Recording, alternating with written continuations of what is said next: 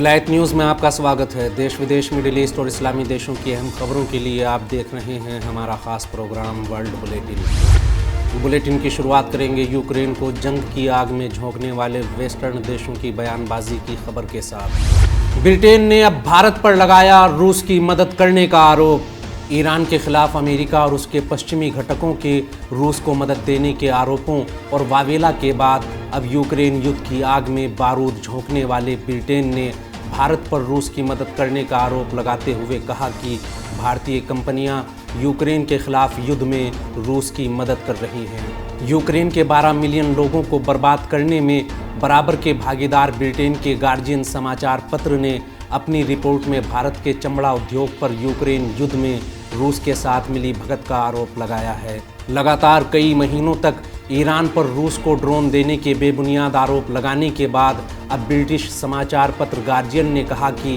भारतीय कंपनियां रूस को जो चमड़ा निर्यात कर रही हैं उसका उपयोग रूसी सैनिकों के लिए जूते बनाने के लिए किया जा रहा है और इस तरह ये कंपनियां यूक्रेन के खिलाफ युद्ध में रूस की सहभागी हैं।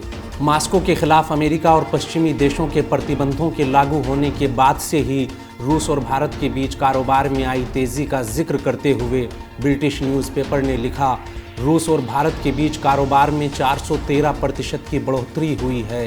रूस भारत को सस्ते दामों पर कच्चे तेल का निर्यात कर रहा है और अपनी ज़रूरत का वो अहम सामान जो अभी तक यूरोप से आयात करता था वो सब भारत से खरीद रहा है। गार्जियन ने कहा कि यूक्रेन के नेता भी अमेरिका और यूरोप के प्रतिबंधों की अनदेखी करने के कारण कई बार भारत की आलोचना कर चुके हैं। गार्जियन ने भारत की हुमैरा लेदर कंपनी को रूस के लिए चमड़े के मुख्य निर्यातक के रूप में पेश करते हुए कहा कि हुमैरा लेदर के अधिकारियों के अनुसार ये कंपनी हर महीने 2 रूसी कंपनियों को 8,30,000 पाउंड की लागत के चमड़े का निर्यात करती है और ये दोनों कंपनियां रूसी सेना के लिए जूते बनाती हैं। इस ब्रिटिश न्यूज़पेपर ने कहा कि चमड़ा उन सैकड़ों वस्तुओं में से एक है जो रूसी कंपनियां भारत से आयात करती हैं। मॉस्को ने हाल ही में नई दिल्ली को भारत से आयात की जाने वाली 500 वस्तुओं की एक फहरिस्त सौंपी है। अगली खबर में बात होगी सीरिया और इराक में अमेरिका के खिलाफ बढ़ते जनाक्रोश की। अमेरिका को भगाए बिना ISIS पर जीत अधूरी। सीरिया में अमेरिकी अड्डों पर मिसाइल हमले। वहाबी आतंकी संगठनों के कब्जे से इराक और सीरिया के बड़े हिस्सों को मुक्त कराने में इन देशों की सेना के साथ साथ स्वयंसेवी बलों की बड़ी भूमिका रही है। इराक और सीरिया में ISIS और अन्य आतंकी संगठनों पर तो लगाम कस दी गई, लेकिन अमेरिका अब भी यहां आतंक का सबसे बड़ा स्रोत और इलाके की सुरक्षा और अमन व अमान के लिए खतरा बना हुआ है।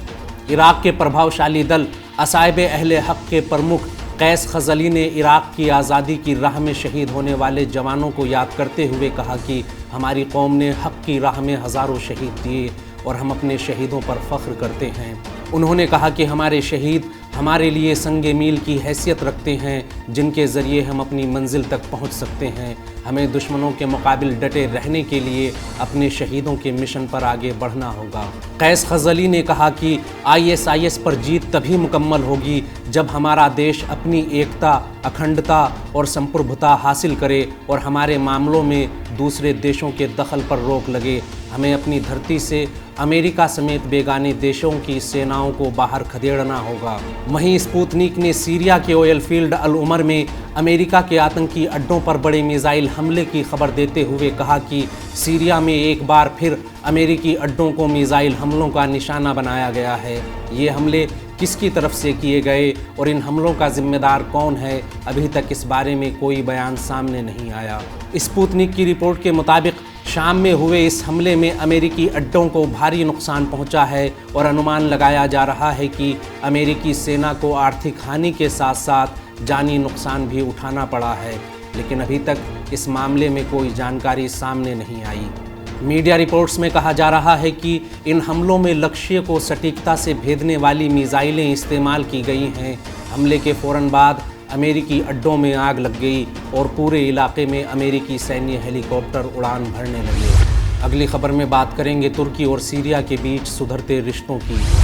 सीरिया से सेना वापस बुलाएगा तुर्की। अर्दोगान से मुलाकात कर सकते हैं असद।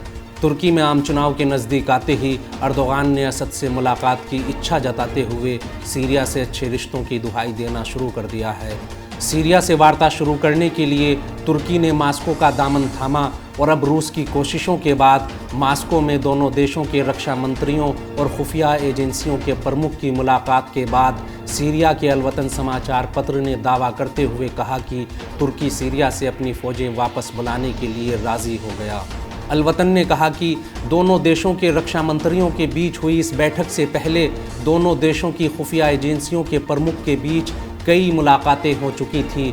हालिया बैठक में दमिश्क की शर्तें मानते हुए तुर्की ने अपनी फ़ौजों को सीरिया से वापस बुलाने की मांग तस्लीम कर ली है। अलवतन ने कहा कि दोनों पक्षों ने कुर्द आतंकी संगठन PKK को अमेरिका की कठपुतली बताते हुए इस इलाके के लिए गंभीर खतरा बताया। वहीं तुर्की के रक्षा मंत्री ने अर्दोगान की असद से मुलाकात के बारे में कहा कि अगर हालात सही रहे तो जल्द ही दोनों देशों के नेता मुलाकात कर सकते हैं। रशिया टुडे की रिपोर्ट के अनुसार तुर्क रक्षा मंत्री हलूसी आकार ने कहा कि दोनों देशों के रक्षा मंत्री और खुफिया एजेंसियों के प्रमुख की मुलाकात के बाद अब अर्दोगान और असद के बीच मुलाकात की संभावना बन गई है। अगर हालात सही रहे और मौका हुआ तो अर्दोगान जल्द ही असद से मुलाकात करेंगे। रूस से वापसी पर पत्रकारों से बात करते हुए आकार ने कहा कि हम सीरिया की अखंडता और संप्रभुता का सम्मान करते हैं। सीरिया के साथ हमारी ऐसी बैठकें जारी रहेंगी। बता दें कि इससे पहले भी तुर्क रक्षा मंत्री ने खबर देते हुए कहा था कि 2011 के बाद पहली बार रूस में सीरिया और तुर्की के रक्षा मंत्रियों के बीच बैठक हुई। इस दौर की कई मुलाकातों में दोनों देशों की खुफिया एजेंसियों के प्रमुख भी शामिल थे। अगली खबर अरब देशों में बढ़ती बेरोजगारी और गरीबी को लेकर है। अरब देशों की 1/3 जनता गरीब, चमक दमक में खोई इंसानियत। अरब देशों की दूर से नज़र आने वाली चमक दमक के पीछे इन देशों में फैली गुर्बत और बेरोजगारी की तरफ जल्दी से किसी का ध्यान नहीं जाता। अब संयुक्त राष्ट्र के एक सर्वे के बाद अरब देशों में फैली गुर्बत और बेरोजगारी के आंकड़े सामने आए तो दुनिया का चौंकना लाजमी था।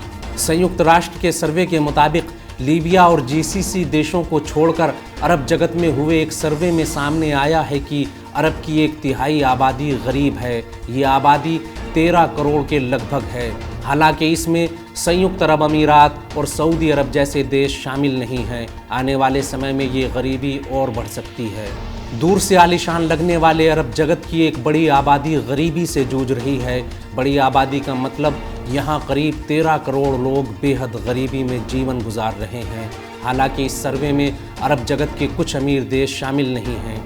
पश्चिमी एशिया के लिए संयुक्त राष्ट्र के आर्थिक और सामाजिक आयोग की ओर से जारी किए गए एक सर्वेक्षण के नतीजे में कहा गया है कि अरब क्षेत्र की 1/3 आबादी गरीब है। इस सर्वे से खाड़ी सहयोग परिषद के देश और लीबिया को अलग रखा गया। खाड़ी सहयोग परिषद 6 अरब देशों का गठबंधन है, जिसमें संयुक्त अरब अमीरात, सऊदी अरब, कुवैत, ओमान, कतर और बहरीन शामिल हैं।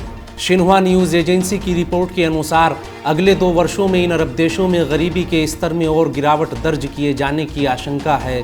2024 तक ये गरीबी 36% आबादी तक पहुंच जाएगी। इसके अलावा 2022 में अरब देशों में 12% बेरोजगारी दर्ज की गई, जो दुनिया में सबसे अधिक थी।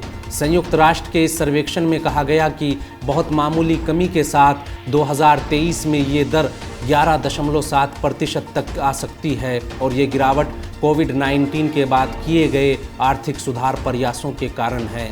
सर्वेक्षण के प्रमुख अहमद मोअम्मी ने कहा कि GCC और अन्य तेल निर्यातक देशों को उच्च ऊर्जा कीमतों से लाभ मिलता रहेगा, जबकि तेल आयात करने वाले देशों को बढ़ती ऊर्जा लागत, खाद्य आपूर्ति की कमी सहित कई सामाजिक आर्थिक चुनौतियों का सामना करना पड़ेगा। अहमद मोअम्मी ने कहा कि तेल निर्यात करने वाले अरब देशों को आने वाली किसी भी आर्थिक मंदी और संकट से निपटने के लिए अपनी तेल पर निर्भर अर्थव्यवस्था में सुधार लाना होगा। आज का बुलेटिन यहीं ख़त्म होता है। देश विदेश, मिडिल ईस्ट और इस्लामी जगत की अहम खबरें जानने के लिए विलायत न्यूज़ से जुड़े रहिए।